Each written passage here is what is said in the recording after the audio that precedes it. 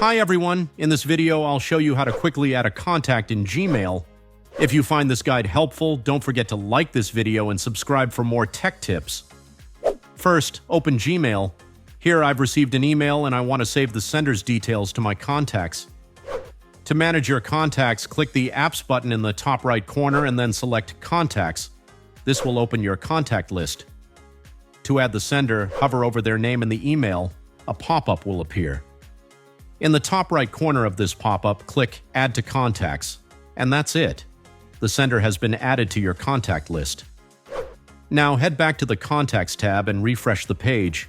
You'll see the new contact added. You can click on it to add more details or leave it as is. Simple, right? If this video helped you, please give it a thumbs up and subscribe for more quick tech tutorials. See you in the next video.